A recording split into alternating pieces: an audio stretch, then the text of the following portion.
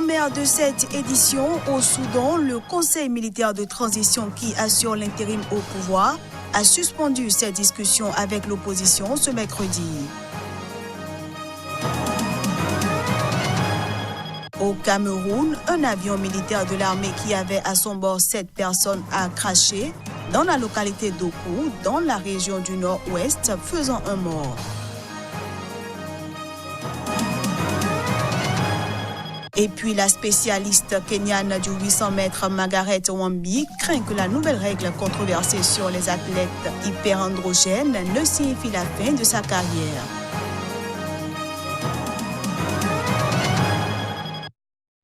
Voilà pour les titres, bienvenue à tous. Au Bénin, c'est ce jeudi qu'a eu lieu l'installation des 83 députés de la 8e législature issus d'élections contestées parce que tenues sans l'opposition.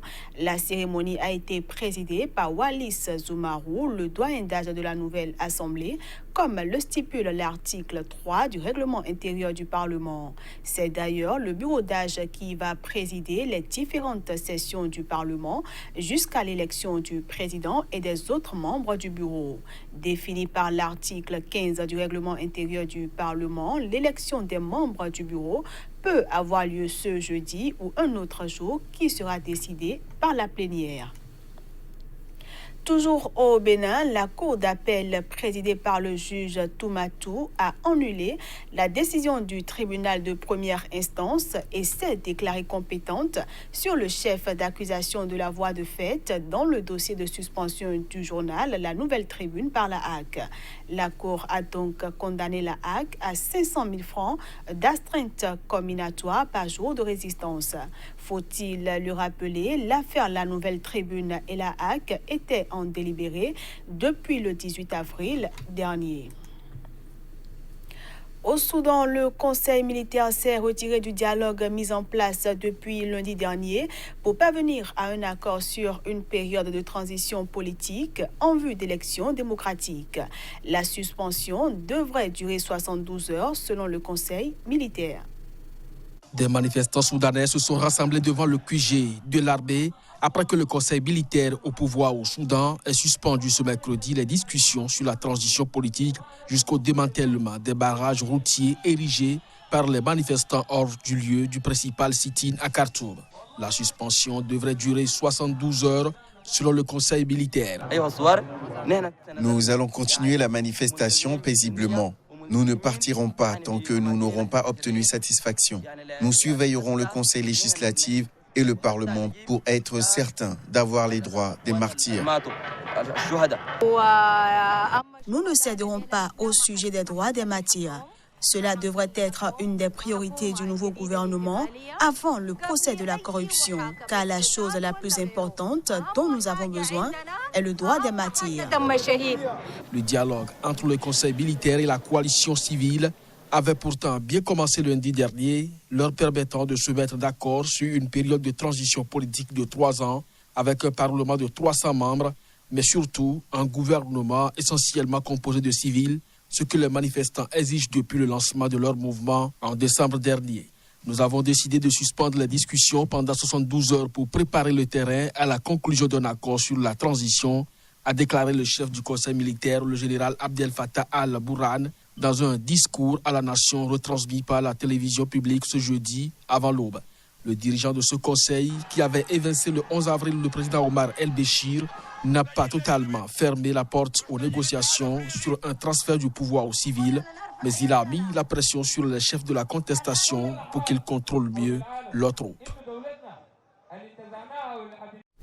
Pendant qu'au Soudan, le Conseil militaire de transition suspend les discussions, au Libéria, des opposants au président George Weah, réunis au sein d'un conseil des patriotes, ont maintenu mardi dernier leur appel à manifester le 7 juin prochain. Ceci, malgré un appel au dialogue lancé par le chef de l'État au cours d'une rencontre qui s'est achevée sur une impasse.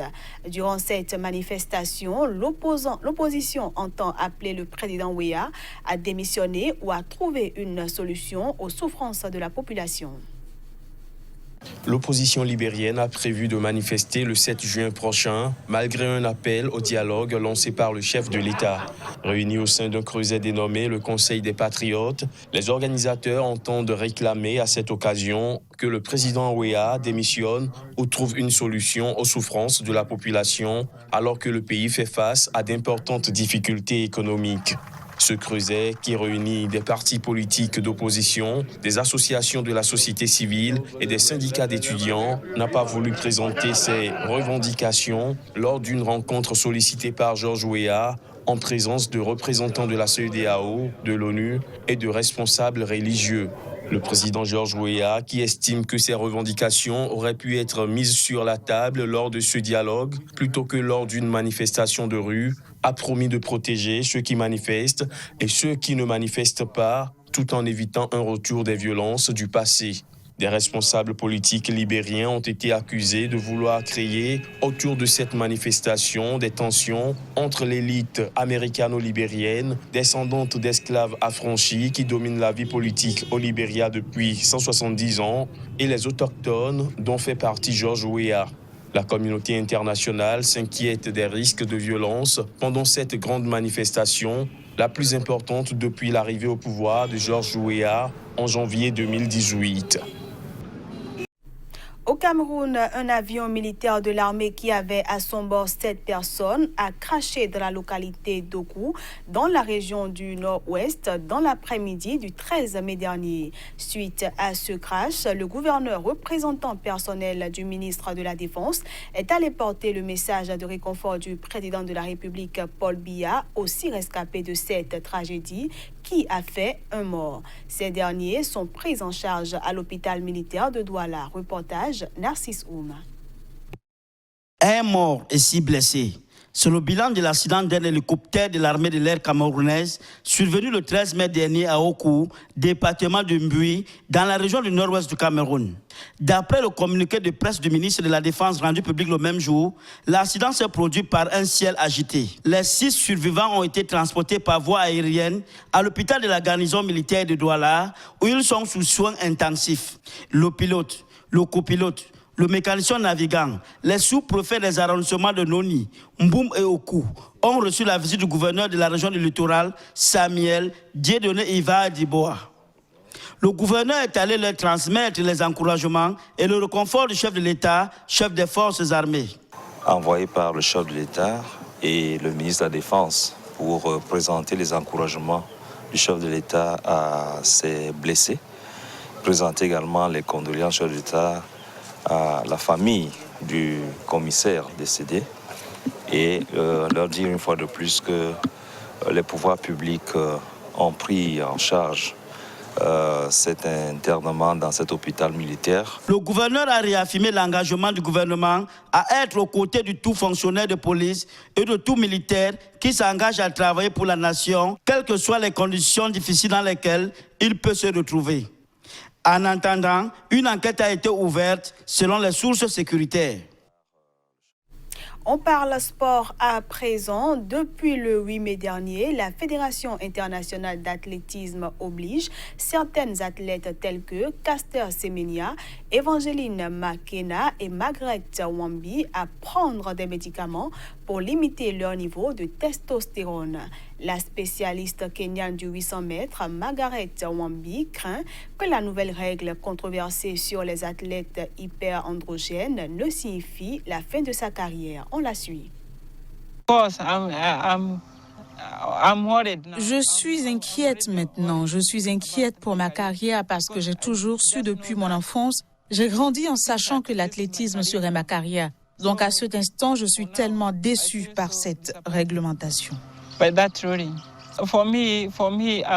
ne vais pas prendre les médicaments parce que je ne suis pas malade. Et puis, nous dire maintenant de prendre ces médicaments, ce sont des produits chimiques que vous ingérez. Vous ne savez pas quels effets ils peuvent avoir à long terme. Oui, nous pouvons les prendre juste pour la compétition, mais ce n'est pas la fin. Nous avons une longue vie après l'athlétisme. Chez les hommes, tout le monde a de la testostérone. Et pourquoi quand des hommes ont des taux élevés de testostérone susceptibles de les faire gagner, on s'en réjouit. Mais quand il s'agit de femmes, on leur dit qu'elles doivent les faire baisser. et on les retire de la compétition. Pourquoi? C'est une période où nous nous sentons rejetés. Nous n'avons pas de place dans ce monde. C'est le moment où nous ressentons cela parce que nous sommes naturels. Nous ne nous sommes pas dopés, nous sommes naturels. En Chine, la police a bouclé la zone près d'un bâtiment en cours de rénovation qui s'est effondré à Shanghai. Les autorités chinoises ont confirmé que les secours avaient mis 11 personnes en sécurité, mais 9 autres restent toujours piégés dans les décombres. 9 ouvriers du bâtiment ont été bloqués après l'effondrement du toit d'un immeuble d'un concessionnaire automobile à Shanghai jeudi, alors que des travaux de rénovation étaient en cours. Mais le personnel de secours a réussi à en extraire 11 autres. Peu de temps après l'accident, les autorités ont bloqué la zone. Sur son compte de médias social vérifié, le bureau de secours incendie du ministère chinois de la gestion des urgences a annoncé que l'accident s'est produit vers 11h30, soit 3h30 GMT, dans un quartier central de Shanghai. Par ailleurs, le bureau de secours incendie du ministère chinois de la gestion des urgences n'a pas précisé si quelqu'un avait été tué, ni fourni des détails sur les blessures subies par les personnes secourues. L'affichage a montré des images de secouristes tirant des ouvriers du bâtiment couverts de poussière sur des piles de gravats, des piliers en béton et des poutres en bois brisées. Ce journal se poursuit et on passe à présent à la revue de presse Afrique.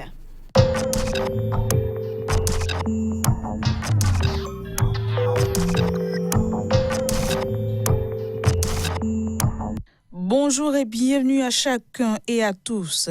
Première escale de la revue de presse Afrique du jour, la Côte d'Ivoire. Présidentielle 2020, rapprochement PDCI-FPI, la mort du RHDP se dessine, écrit en titre le bélier intrépide. Deuxième journée de grève des enseignants, la grève gagne en puissance, prévient le nouveau réveil qui nous informe également que des affrontements intercommunautaires ont eu lieu hier à Béoumi. Le journal Le Patriote nous explique comment Ouattara va chasser la pauvreté de la Côte d'Ivoire grâce au programme social du gouvernement 2019-2020. Recalage de 26 recrues de l'ORT en 2018 au Togo. Le journal Liberté révèle des informations qui discréditent l'office et ses dirigeants. Une lecture de TM Togo Matin nous informe de la création d'un comité interministériel de prévention et de lutte contre l'extrémisme violent hier. Le point de l'actualité au Sénégal à présent. Macky hausse le ton suite à l'attaque menée contre l'Arabie Saoudite.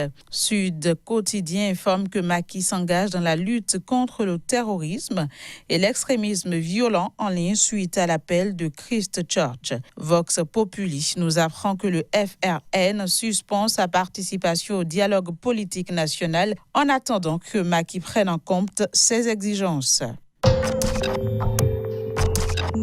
Au Cameroun, l'Épervier nous apprend que la Chine et la Russie disent non à l'ingérence étrangère dans la crise anglophone. Ingérence humanitaire au Cameroun, mutation dénonce en première page le bal masqué des puissances.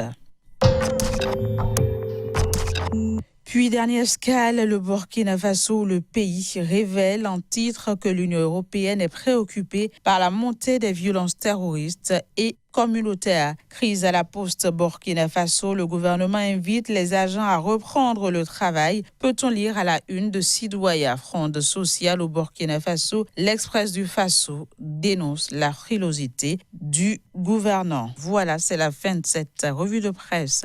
Merci de l'avoir suivi. Au revoir et à bientôt. Et voilà, mesdames, messieurs, ce sera tout pour cette édition. Merci à tous d'avoir été des nôtres.